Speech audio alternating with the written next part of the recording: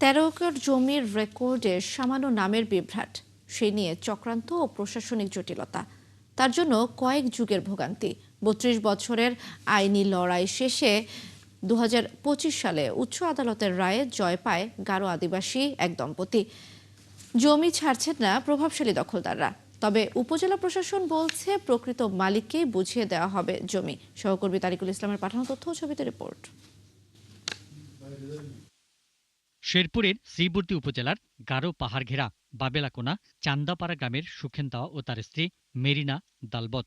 মেরিনা দালবতের পৈতৃক সূত্রে পাওয়া ১৩ একর জমি নিয়ে কয়েক যুগ ধরে দ্বন্দ্ব প্রতিপক্ষ পিলা দালবতের সাথে। মামলা সূত্রে জানা গেছে, পিতার নামের বানান কাছাকাছি হয় ১৯৮৫ সালে স্থানীয় ইউপি সদস্য আফজুল হকের যোগসাজশে জমির জীবিত মালিককে মৃত দেখিয়ে ওয়ারিশ দেখিয়ে জমিটি দখল করে পিরোলা দালবত। তবে এ বিষয়ে কথা বলতে রাজি হননি ইউপি সদস্য। পরে ১৯৯৩ সালে আদালতের দ্বারস্থ হন মেরিনা দালবত। ওই বছর তাদের পক্ষে রায় এলেও প্রতিপক্ষরা উচ্চ আদালতে আপিল করে। ২০২৫ সালের মার্চে উচ্চ আদালতও মেরিনা দম্পতির পক্ষেই রায় দেয়, কিন্তু প্রতিপক্ষরা প্রভাবশালী হয় বুঝে পাচ্ছেন না জমি। ২৬ একর ১০ শতাংশের মধ্যে কিছু জমি তারা ভয় ভীতি দেখায়া দখল করছে। দখল করা যদিও তাদের কোনো নাই, কাগজপাতি নাই। জমিন কাইড়ে নেওয়া, আমার ছেলে নাই, মেয়ে ছিল ৬ জন, একজন মারা গেল।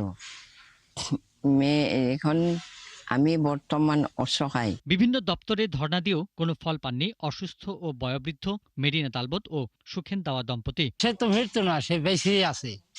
কেস মামলা করছে, কেস মামলা কিন্তু তাই ডিগ্রি পাইছে। এটা আমরা সবার মুহূর্তে কিন্তু শুনি, এলাকার সাধারণ মানুষ সবাই কয় না জমিন সে ওই লোভেরই। এই এলাকায় কিছু টাউট বাটপার আছে, তার এই জায়গাগুলোর নাম ওস্তাদ মেম্বার।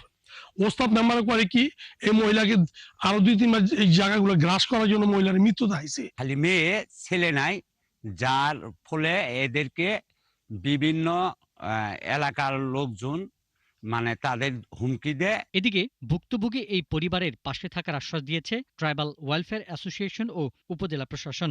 নৃগোষ্ঠীর যে পরিবারটা যাদের জমি বেহাত অবস্থায় আছে, তাদের বিষয়ে আমি কেবলমাত্র অবগত হলাম আপনার মাধ্যমে। আমি তাদের ব্যাপারে বাকি খোঁজ খবর নিয়ে ব্যবস্থা নিব। তাদের জমি তাদেরকে ফিরিয়ে দেওয়ার জন্য যা করতে হয় আইনানুগ ব্যবস্থা নেওয়া হবে। মেরিনা হয়তো যে কোনো কাগজ হইতে পারে, মতনা যে হইতে পারে, কিন্তু আসলে মেরিনাই একমাত্র এই চিজন একমাত্র মেয়ে বর্তমান আছে, এখনই বেঁচে আছে, সে মারা যায় না। দ্রুতই জমিটি প্রকৃত মালিকের কাছে বুঝিয়ে দেবে প্রশাসন, এমনটাই প্রত্যাশা ভুক্তভোগী ও এলাকাবাসীর। পিন্টু হাজং, ৭১।